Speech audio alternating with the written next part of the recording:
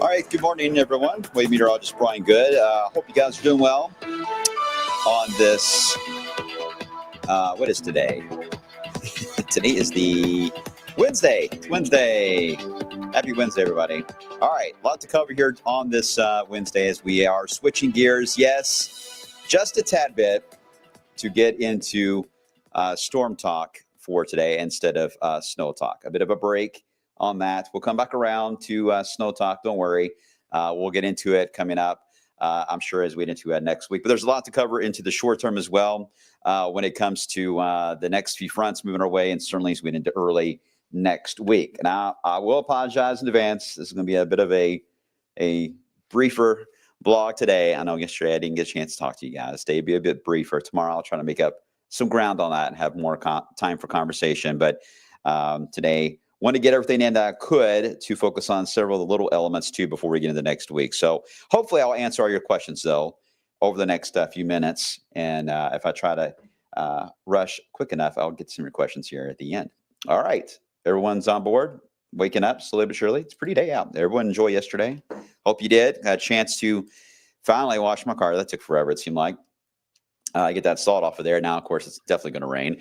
It looks like it's going to rain at times already with some of the cumulus that are developing. Very much a summer look, even though it's been cold this morning. Temperatures have been rising rapidly. Still got some decent dry air in play. So thermometer will keep climbing rapidly. Another 20 degrees, in fact, from where we even are now, setting the stage for potentially a 70-degree day. It could be reached today. It's possible. Before we see some changes come into play for tonight. But a very pretty start to the day. Enjoy this. The sunnier part is obviously going to be for the next few hours, and then we're going to become much more on the overcast side of things as we get into this afternoon. I have one of a few fronts that are scheduled to arrive in the 10-day. Is slated to arrive as early as tonight. All right, 47 now. Look at Fort Knox already jumping to 54. Of course, some of these numbers update in 5-minute increments. Some of the others, including Louisville, typically, not all the time, but typically is about a 55-minute update before you see the numbers change. It's just the way it is. So we have to always dial in when we are able to do that in many cases and see what the numbers are at the airport before they get reported toward the top of the hour. So we have an idea of where we're going to go into the coming hours. 47, that was at 9 o'clock. Now we just hit 58 after. We should see this update a bit. We'll see if it does to a number within the next 30 seconds. But 48 in Shelbyville, 54 as you head down into Marion County. There it goes, just updated. So 52 is now the new number as the top of the hour. It's always about roughly 2 minutes to the top of the hour that we usually see all the international update. Okay, anyway, we're on our way up. Well into the 60s today and even touching 70 in a few spots. You can see the radar already trying to show rain popping, especially across Indiana. Wouldn't surprise me that some of this is indeed reaching the ground, even with the drier air. I think the drops can easily fall out of some of these cloud bases, but we're not going to get into the main rain action until this evening. Could you get a shower before we get into the main front this evening? Yes, absolutely, that is possible, especially as we get a little more overcast later on for this afternoon and tonight. You can see clearly where the front is back to the west. This is the shower activity that will try to develop this afternoon. Dry air will eat as much of it can, as much of it as it can as we head into the afternoon. But some of that, I think, will sneak by. But overall, breezy, warm, not a bad setup at all. Not as pretty as yesterday, but still not a bad setup. The main front tonight, there it is right there as you move into just the other side of Kansas City, approaching St. Louis on the northwest side. This is not anything that is a severe setup for tonight. The profile is not quite there for that, but it is certainly there to allow for lightning and thunder and maybe in some cases pea-sized hail. That would not surprise me out of some of these bands of heavier pockets of rain and showers and downpours this evening. So a bit of rolling thunder. You may hear that tonight, maybe some flashes in the sky, especially with the dry air in advance of that. Some of those flashes can be seen from pretty far away. So that is possible. We could get a little bit of a light chill tonight in a few cases. So but again, this is not a severe thunderstorm setup that we're worried about. This is just a round of rain that will come into play.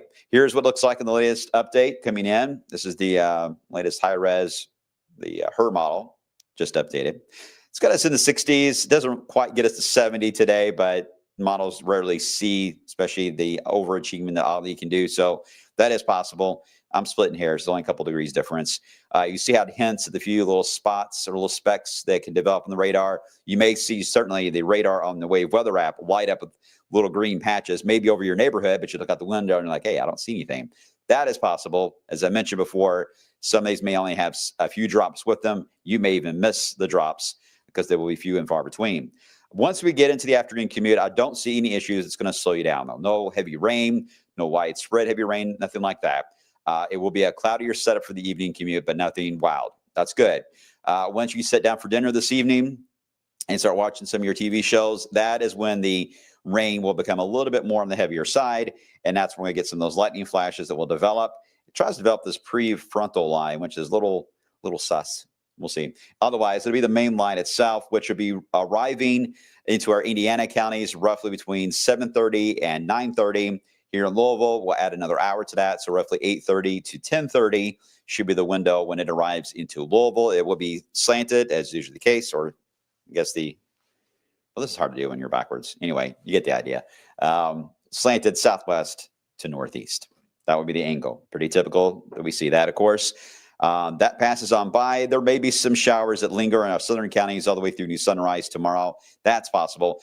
And then we get into tomorrow, which is going to be a bit of a weird day tomorrow.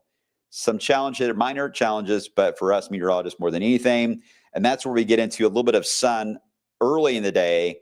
Then we cloud up and we get this backlash from the low that moves in as we get into tomorrow afternoon. Now, the models have been trying to push that backlash more east toward I-75, skipping I-65 altogether.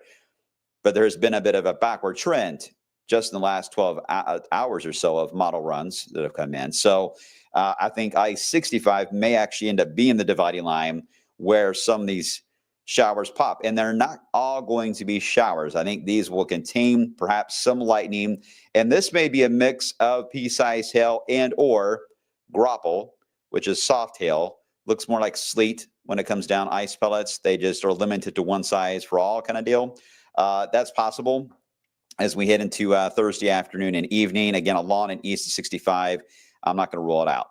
A little bit of lightning possible as well. Nothing severe, as I mentioned, but just kind of a weird day where we get a little bit of sun and then we cloud up and it gets a bit chilly too. The wind's going to be a little strong, so that chillier air along with those downpours in the afternoon, especially those you east of 65, will make for a bit of a crummy afternoon for some of you. Then we'll clear the sky out. We do get colder, get a little closer to the freezing mark as we end to Friday, but Friday still looks to be a bonus day as far as getting a chance to warm into the 60s again later Friday afternoon, but it will be a windy day. So unlike yesterday, well, it was breezy, it wasn't really windy. Friday will be windy, and therefore, even if we got to 60 or 62 on Friday, you may not even notice it because the wind will be such a colder wind that it really won't make a huge difference. You won't feel very warm. All right, rainfall amounts. I think this is going to keep evolving here, but in general, you see that we've got that potential to get about maybe a quarter inch of some of those heavier downpours. Most of you less than that, just because it's not going to last very long. That main band tonight between 8:30 and 10:30, depending on where you're at. And that's the window of passage as far as our viewing area goes. But as far as your area, in your area, your gauge outside your house, your backyard, or the residency time of them passing on by, 30 minutes, if that's it. That's all we're asking for you tonight is 30 minutes of your time to rain as it passes on by. But again, if you wash your car, it's absolutely going to hit you tonight. All right, then we get into Friday, as I mentioned, will be that bonus day potentially as far as just being a decent day, just windy outside. We're going to hold on to the wind into Saturday. Now, the next front for the weekend still looks to be a dry front. I've only seen a few hints of moisture with it compared to yesterday, but nothing to really add rain chances in right now. But this front has got a kick to it. I mean, it's a clipper, basically. And this clipper we've been tracking now for about a week. As we talked about, it's got a nice little kick to it, nice little band of snow that'll accompany it, mainly for the Great Lakes. But on the southern edge, just doesn't have much with it. So because of that, anything that were to pop on the radar would likely evaporate.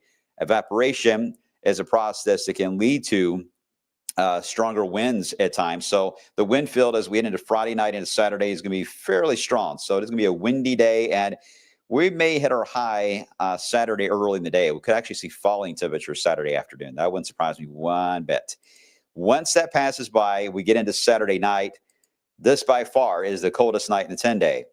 And Some of you will be awful close to the upper teens Saturday night. It is going to be a cold night, cold weekend, really.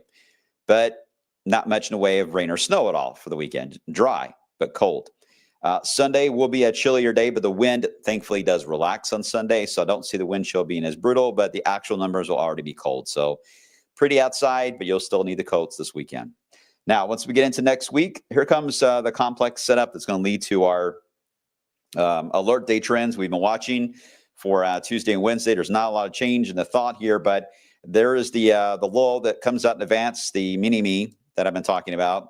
Some of the modeling still wants to try to develop this. That could carry actually a severe threat on the southern side for Texas and Louisiana, but that depends if it doesn't just get absorbed into the main flow itself, which is possible and just fades off the map. But right now, I don't see mini-me being a problem. Could it lead to some rain later in the day on Monday? Possibly. But if we don't get late Monday, we will likely get it Tuesday as the warm front gets established right across the Ohio River Valley. Tuesday, while it will be a warmer day, does not look to be overly pretty at all. I think it will be an active radar type of day.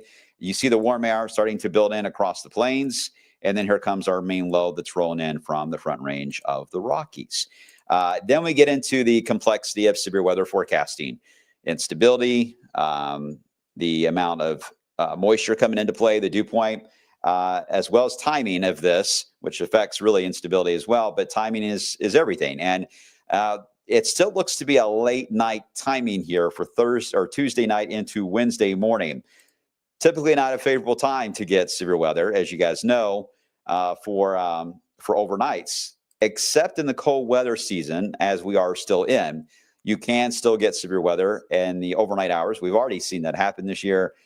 So it is possible. It's just that your threat is usually higher, a little more into the Tennessee Valley, down into the Dixie states, but it's definitely not a zero threat, as you'll see here in a second, for the Ohio River Valley.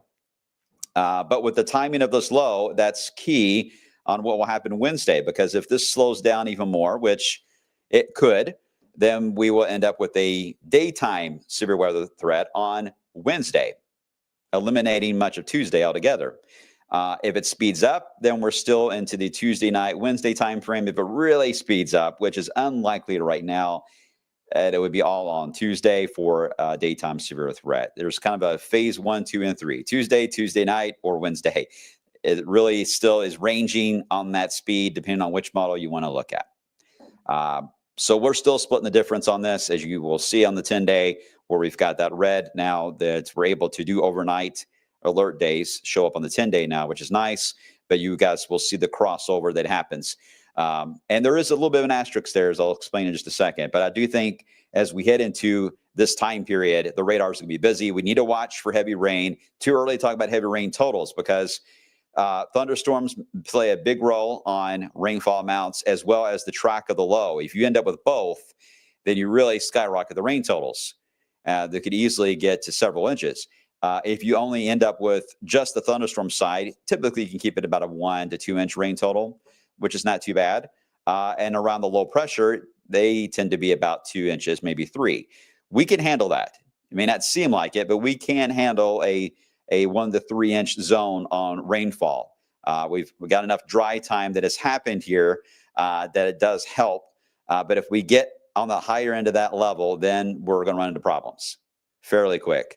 And it will vary on where you're at. Central Kentucky, those values are probably a little lower, a little closer to 2. Indiana, probably a little closer to 3. Either way, we have a limit on what we can handle with the system. And right now, I don't see us meeting that. But that's something we'll be trending carefully as we into Tuesday night and Wednesday. So that's a side element from severe weather, which is another element of the alert day that was out, is for that potential too, in case that becomes a factor. All right, one thing I'm watching. Here's the asterisk for Wednesday. We got the chance for severe weather that could come into play along the actual front itself. The Euro throws out a very interesting idea, though, and I've seen this happen many times, where you end up with a line of showers and thunderstorms that are nocturnal, and we get that line out of here, say, roughly 6 or 7 a.m. But the cold air portion of this, the actual front of the system, is delayed by, say, 4 to 6 hours. That leaves us vulnerable for about a 5-hour window on Wednesday, where if the sun can come out, it could allow for these cells to form right on the southeast side of the low that would be right over us. What you don't see much here on the futurecast, it's not showing a lot of dark green, but what stood out to me are the winds that are coming in from the Euro during this particular time are already showing up between 45 and 55 miles per hour during that time period for Wednesday morning. I'm not saying that's going to happen. I'm just saying that's what the model is throwing out as an idea today. And what I'm trying to do, and all the other members of the meteorological, you know, the weather world, you go to bed.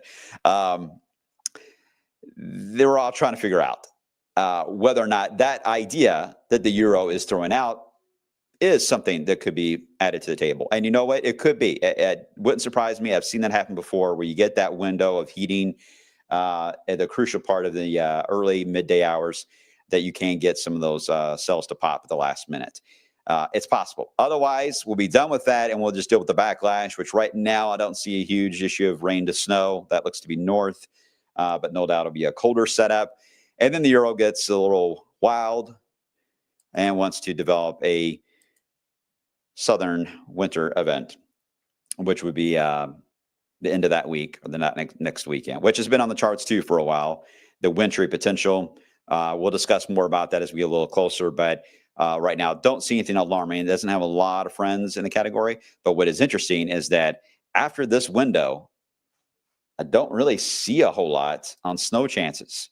We get warm, guys, and I'm talking about, you know, a 70 to 80 degree type of warmth coming our way for mid-March. So I know what you're going to ask. Will that lead to severe weather? Well, obviously, that's going to be a factor, right, at some point. So after we get past this cold wave later next week and this potential snow chance, StormTALK may indeed take a bit of a break for a couple of weeks. Will it come back again in April? Well, it always seems to. So I'm not going to say no, but it does take a good break. All right. So anyway, that's the overall themes. Here's your severe weather parameters we're able to track already. On the left-hand side here, this is the analogs, which just now see the event. Typically, they don't really show the lower end severe potential this far north, this far out. That's very normal. But I agree that spot there in Arkansas, Texas, Louisiana, Mississippi, even Tennessee, absolutely. That's a spot that's going to have much more of a worry on severe weather next week than we will. Absolutely. Your CSU, your AI learning module there, does take the at least the slight risk potential right into Kentucky. I like the way this map looks. This one right here. I do think that may eventually be what the map will trend toward, where we have a slight risk in southern Kentucky, all the way down with maybe an enhanced risk down into the Arklatex area or portions of Mississippi. That's possible. I wouldn't rule it out. Storm Prediction Center, well, they've only drawn basically what the SIPS analogs looks like right now, because that's where they have the highest confidence. But they have absolutely alluded to the idea that could trend a little more expansive in time, and these events typically do. All right, so that is your game plan for the next 10 days. That is a lot already, right? Here's the entire layout, though. And again, pushing around 70 today. Then we get into the cooler period tomorrow. We'll see what happens with this rain chance tomorrow afternoon, especially along and east of 65. Could be a bit of a drop there in the afternoon when those showers do pop. And there's that bonus day Friday. Windy on Saturday with falling temperatures. Yeah, not the warmest of weekends. Sorry. But it will be pretty. And then we got the active weather on for Tuesday into Wednesday. And then we've got 50s at the end of next week. That is, of course, subject to change if the southeast wintry idea unfolds. Drop those numbers probably about 20 degrees. Okay, any questions I can try to answer here? Let's see. Hi, Travis. 18 up there, right? Coming up this weekend. Yeah, you're going to get really cold up there, Travis, in northern Indiana. Good morning, Jenny. Hope you're doing well. Hi, ZK. How you doing? That's my type of weather. Hoping for that weather the week of 340. Yeah, I do think mid-March is going to be quite warm. Quite warm. Not unusual to see that, though, this time of year. So we'll see how it plays out. But there's good support for it. Really good support, actually. Let's see. Vinny. Prolific name in the meteorology world. So the storms for Tuesday have the same setup as the 2011 outbreak. That I doubt there's someone here. They probably are someone that was impacted by that outbreak down south. I can't answer all that because I don't want to step on any of their toes because I don't know what they went through during that outbreak. But for our area, I do not see anything that I would describe as prolific for us. No. A pretty typical severe threat, to be honest. I just don't like that wind setup Wednesday. That I will say that does bother me for the morning hours Wednesday. If we get the storms out here too fast and we still have to deal with the curl of the low and still got warmer air at play, then that may be a different issue that that would put us at a 1-2 type of punch, right? So give us more time on that. It's going to take some days here to get that ironed out, but that's why we try to get these alert days out. Obviously, it's been out for all week, and we're just going to hold it in place and let's let the details kind of settle, and then that will make it a little easier for us to get into the specifics. But we're not quite there yet. Not quite there yet. Savannah, I knew this question was coming. Any tornadoes next Tuesday and Wednesday? All threats are on the table, Savannah, all threats. That's about all I can say right now. And that's pretty normal. Pretty normal. All right. Are we done with the snow, Tracy? Nope, not yet. Watching the end of next week. We'll see. All right. And Tommy, could we get snow on March 8th? Yeah, it's possible. It is possible. It would be a wet snow, not anything that's going to stick very long. And certainly it won't stick around for much longer than a day or two at best, because as I mentioned, we're going to be very warm after that cold wave for later next week. All right, guys, I got to run. Sorry again, it's short, but we'll spend more time together tomorrow, and we'll see how this trends. We got to get to this front tonight. As always, your rainfall totals on social media are a big help. So as these rain showers move in tonight, let us know. And certainly if you get any of that small hail tonight, and maybe that small hail or grapple tomorrow that could fall from the sky, especially east of 65, those reports are a big, big help to us. So make sure to pass those along if you experience any of that. All right, I got to run. I will see you guys coming up on the flip side.